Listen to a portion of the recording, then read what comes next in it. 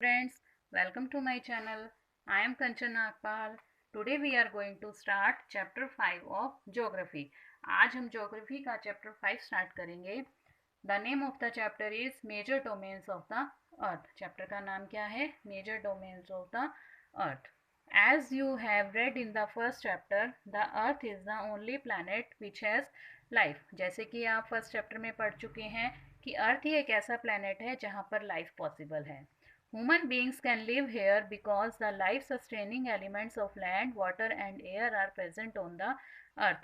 Human beings यहाँ पर रह सकते हैं क्योंकि उन्हें लाइफ को सस्टेन करने के लिए जो जो एलिमेंट्स चाहिए होते हैं वो अर्थ पर प्रेजेंट होते हैं. और वो एलिमेंट्स कौन से हैं? लैंड, वाटर और air. The surface of the earth is a complex zone in which three main components of the environment meet, overlap and interact. अर्थ का सरफेस एक ऐसा कॉम्प्लेक्स जोन है जहाँ पर एनवायरनमेंट के तीन मेन कंपोनेंट्स मिलते हैं आपस में और इंटरेक्ट करते हैं, मीन्स एक दूसरे को प्रभावित करते हैं. The solid portion of the earth on which we live is called the lithosphere. जो सॉलिड पोर्शन होता है अर्थ का जहाँ पर हम रहते हैं उसे हम कहते हैं lithosphere. The gaseous layers that surround the earth is the atmosphere. और जो गैसेस होती हैं अर्थ के सराउंडेड, जो गैसेस की लेयर होती है उसको हम कहते हैं atmosphere. Where oxygen, nitrogen, carbon dioxide and other gases are found. जहाँ पर कौन कौन सी गैसेस मिलती हैं? ऑक्सीजन, नाइट्रोजन, कार्बन डाइऑक्साइड और दूसरी गैसेस वहाँ पर पाई जाती हैं.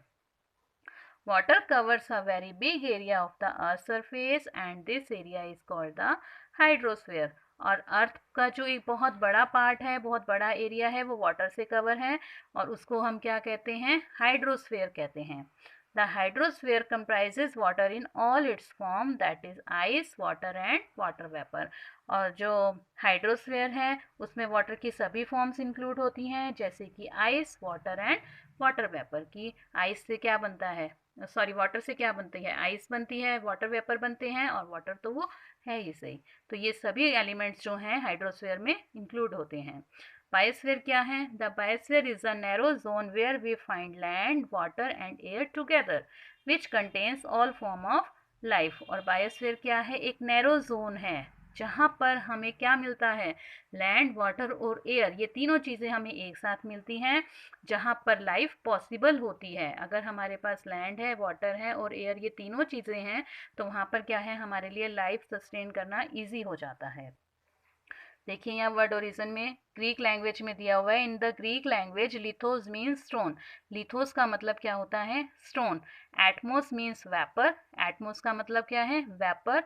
हुडोर मीन्स वाटर. हुडोर का मतलब वाटर है यहाँ पर. And bios means life. Bio का मतलब लाइफ है. ओके, तो यहाँ पर हमें कितने डोमेन्स बताए गए? Lithosphere, atmosphere, hydrosphere and biosphere. अब हम इनमें एक एक डोमेन्स के बारे में हम यहाँ पर पढ़ेंगे. फर्स्ट हमारा आता है lithosphere. The solid portion of the earth is called the lithosphere. जो अर्थ का सॉलिड पोर्शन होता है उसको हम कहते हैं lithosphere. It comprises the rocks of the earth's crust and the thin layers of soil that contain nutrient elements which sustain organism.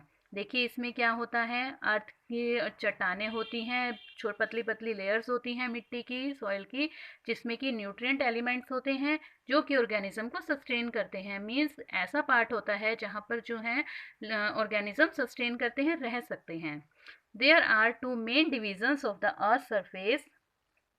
यहाँ पर अर्थ सरफेस को टू डिवीजन में बांटा गया है, टू पार्ट्स में डिवाइड किया गया है अर्थ के सरफेस को. The large land masses are known as continents.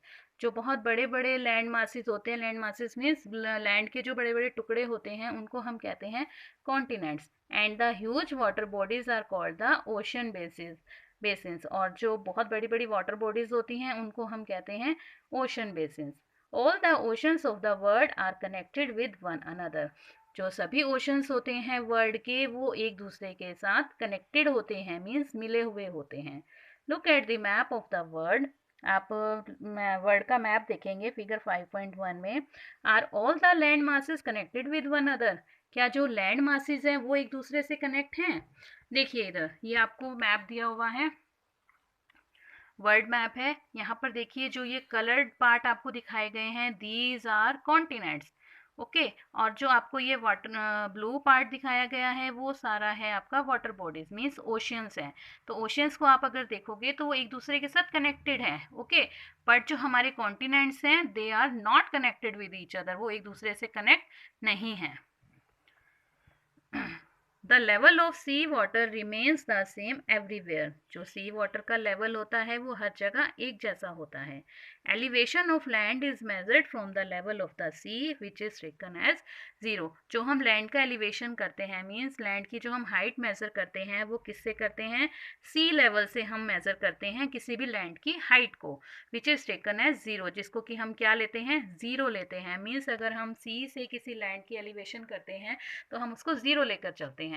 Suppose अगर हमें हिल स्टेशन की लैंड को मेजर करना है तो वो लैंड कैसी होगी? वो लंबी होगी, उसकी एलिवेशन क्या होगा? लंबा होगा। लेकिन हम उसको मेजर किससे करेंगे? जीरो से हम उसको मेजरमेंट करेंगे, सी लेवल से। नेक्स्ट देखिए, the highest mountain peak Mount Everest is 8,848 metres above the sea level. जो हमारा हाइएस्ट माउंटेन पीक है वो क्या है? Mount Everest. और उसका सी लेवल से वो कितना ऊंचा है? 8,848 मीटर हाइट है उसकी सी लेवल से। The greatest depth of 11,022 meters is recorded at Mariana Trench in the Pacific Ocean। और जो ग्रेटेस्ट डेप्थ, जो गहराई नापी गई है मरायना ट्रेंच की, जो कि पैसिफिक ओशन में है, वो कितनी मापी गई है? 11,022 metres. Could you imagine that depth of the sea is much more than the highest point? क्या आप इमेजिन कर सकते हो कि जो सी की डेप्थ है वो ज़्यादा है किससे? हाईएस्ट पॉइंट से। ओके, यहाँ पर आइए देखिए, ये आपकी नॉलेज के लिए दिए हुए हैं। Edmund Hillary, New Zealand and Tenzing Norgay, India were the first men to climb the highest mountain peak Mount Everest on the planet Earth on 29 मई 1953। देखिए ये एडमंड हिलेरी न्यूजीलैंड के हैं और तेंजिंग नोर्गे जो हैं वो इंडिया के हैं। ये सबसे पहले मैन थे जिन्होंने माउंट एवरेस्ट पर चढ़ाई की थी। कब? 29 मई 1953 को। उसके बाद जुनको तबाई जापान की वॉज द फर्स्ट वुमेन। और यहाँ पर देखो वुमेन की बात की गई है। जो सबसे पहली वुमेन थी जिसने माउंट एवरेस्ट पे चढ़ाई की थी वो थी जुनको तबई।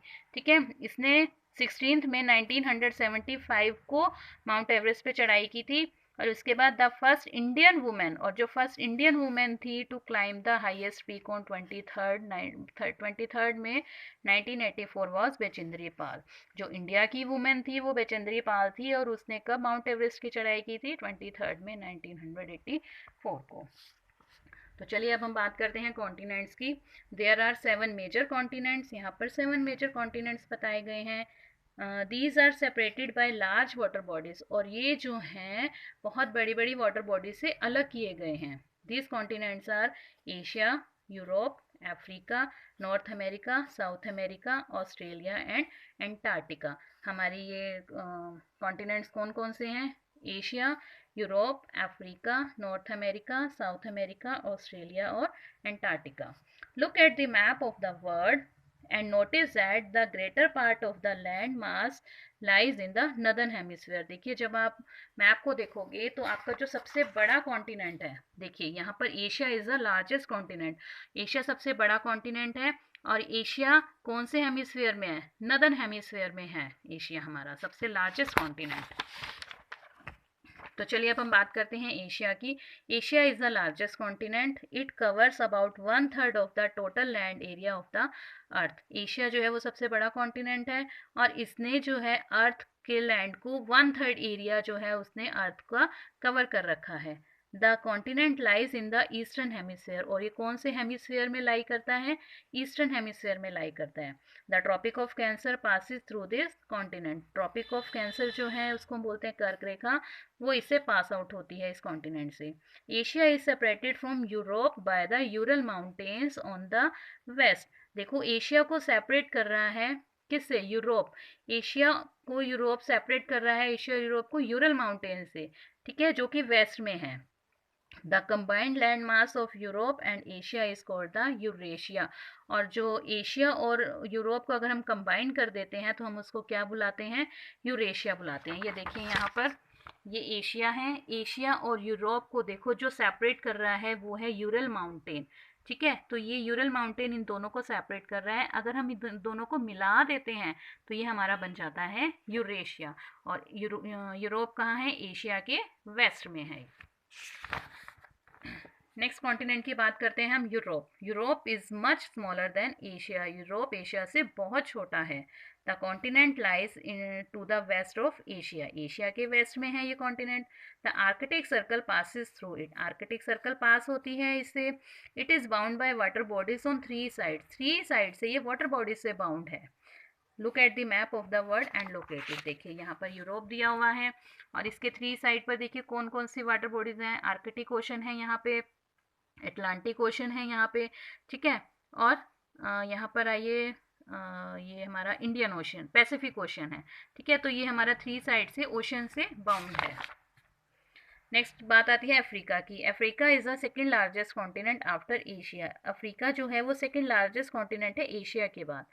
First largest continent is Asia, ठीक है, और सेकेंड लार्जेस्ट कॉन्टिनेंट क्या है हमारा? Africa.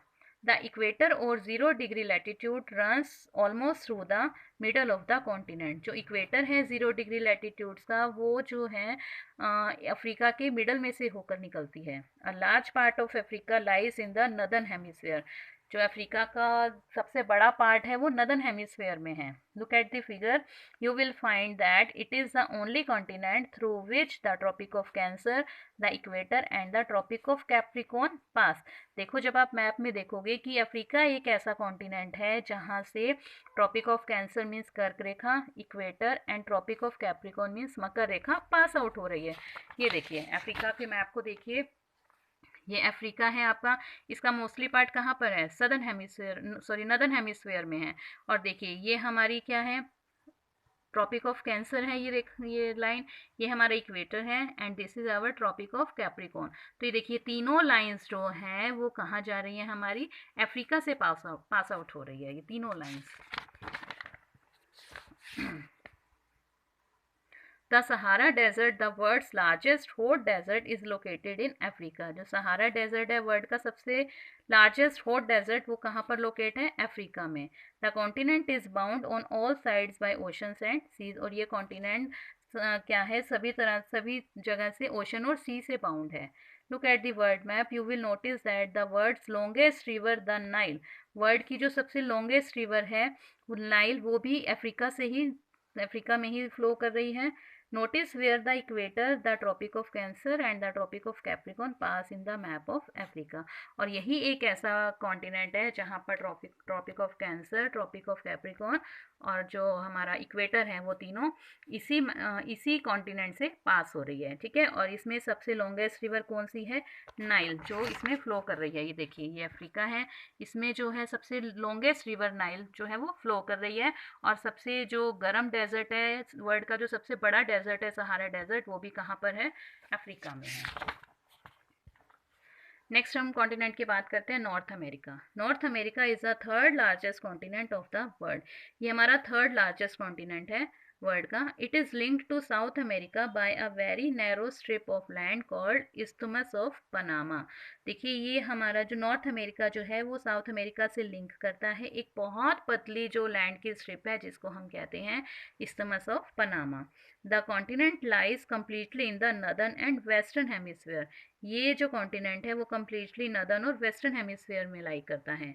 3 oceans surround this continent. और इसके तीन तरफ 3 ओशंस इसके सराउंड जो है वो मूव करते हैं। 3 oceans, can you name these oceans? क्या आप इन ओशंस के नेम बता सकते हैं?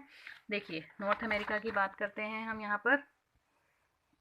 नदर्न हेमिस्फीयर और वेस्टर्न हेमिस्फीयर में है नॉर्थ अमेरिका। और देखिए इसके जो साइड पर ओशंस हैं, कौन सा है? एक Arctic Ocean, okay, Pacific Ocean और अटलांटिक ओशन। ये 3 ओशंस जो हैं इसके सराउंड है, नॉर्थ अमेरिका के सराउंड है। नेक्स्ट हम बात करते हैं कॉन्टिनेंट की South America. South America lies mostly in the southern hemisphere. South America जो है वो सदर्न हेमिस्फीयर में लाई करता है। Which 2 ocean surrounded on the east and the west. कौन से 2 ओशंस हैं जो उसके सराउंड होते हैं ईस्ट और वेस्ट में? चलिए देखेंगे अभी। The Andes world's longest mountain range runs through its length from north to south. जो सबसे लॉन्गेस्ट माउंटेन रेंज है। यहाँ पर हमने जो माउंट एवरेस्ट की बात की थी वो हाईएस्ट माउंटेन रेंज था। हाईएस्ट मीन्स ऊंचा, हाईएस्ट का मतलब होता है हाइट, लेकिन यहाँ लॉन्गेस्ट की बात हो रही है। लॉन्गेस्ट मतलब लंबा, कितना लंबा माउंटेन है यहाँ पर, वो है एंडस। वर्ल्ड का लॉन्गेस्ट माउंटेन एंडस जो है वो साउथ अमेरिका में है। ठीक है, जो कहाँ कैसे लाइज करता है, उसकी लेंथ कैसे मेजर की जाती है, नॉर्थ टू साउथ में। South America has the world's largest river the Amazon. और जो साउथ अमेरिका की जो सबसे लार्जेस्ट रिवर है वो कौन सी है, अमेजन। वर्ल्ड की largest river Amazon south America में है। और वर्ल्ड की लॉन्गेस्ट रिवर नाइल वो किस में है, अफ्रीका में है। देखिए यहाँ आप मैप में देखिए साउथ अमेरिका दिया हुआ है, जिससे साउथ अमेरिका, और ये कहाँ पे लाई कर रहा है, इसका मोस्टली पार्ट जो है वो सदर्न हेमिस्फीयर में है। ओके, और देखिए यहाँ पर इंडस माउंटेन रेंज दी हुई है, जो कि नॉर्थ से साउथ तक जिसकी हाइट जो है वो ऐसे मेजर की गई है। Okay, this is south America. Next हम बात करते हैं ऑस्ट्रेलिया की। Australia is the smallest continent that lies entirely in the southern hemisphere. Australia जो है वो सबसे छोटा कॉन्टिनेंट है जो कि सदर्न हेमिस्फीयर में लाई करता है। It is surrounded on all sides by the ocean and seas, और इसके चारों ओर क्या है, ओशन और सीज हैं। It is called an island continent, इसलिए इसको क्या बोला जाता है, आइलैंड कॉन्टिनेंट बोला जाता है। ये देखिए ऑस्ट्रेलिया जो है वो कम्प्लीटली सदर्न हेमिस्फीयर में है, और इसके चारों ओर क्या है, ओशंस और सीज हैं। ओके, तो इसको हम आइलैंड कॉन्टिनेंट बोलते हैं। क्यों आइलैंड कॉन्टिनेंट बोलते हैं, क्योंकि जो हमारा लैंड मास है वो सिर्फ ऑस्ट्रेलिया है और इसके चारों तरफ ओशंस और सीज हैं। लास्ट हमारा कॉन्टिनेंट आता है Antarctica. Antarctica completely in the southern hemisphere. Antarctica जो है वो कम्प्लीटली सदर्न हेमिस्फीयर में है। ह्यूज कॉन्टिनेंट, बहुत बड़ा कॉन्टिनेंट है ये। The South Pole lies almost the centre continent, और जो साउथ पोल है वो इसके सेंटर में लाई करता है। As it is located in the south polar region, it is permanently covered with thick ice sheets. जैसे कि ये साउथ पोल रीजन में है तो इसलिए यहाँ पर जो ये कॉन्टिनेंट है वो परमानेंटली किससे, थिक आइस शीट से कवर रहता है। मीन्स बहुत बड़ी बड़ी आइस की शीट्स होती हैं, इससे एंटार्क्टिका जो है वो कवर रहता है। There are no permanent human settlements, यहाँ पर ह्यूमन सेटलमेंट्स नहीं हो सकती परमानेंटली, क्योंकि यहाँ पर बहुत ठंड होती है, बहुत ठंडा इलाका है ये। Many countries have research stations in Antarctica. बहुत सारी कंट्रीज़ के जो है रिसर्च स्टेशन है यहाँ पर अंटार्कटिका में। India also has research station there, और इंडिया के भी रिसर्च स्टेशन हैं यहाँ पर। देखिए उनके नेम क्या हैं, दीज आर नेम्ड एज मैत्री एंड दक्षिण गंगोत्री, और उसके जो इंडिया के सर्विस स्टेशन है वो हैं मैत्री और दक्षिण गंगोत्री। ओके, तो यहाँ पर हमने अपने कॉन्टिनेंट्स कंप्लीट किए हैं। So this is a part 1 of the chapter 5। Next part we will read in our next video. So don't forget to like, share and subscribe my channel. Thank you students. Bye bye.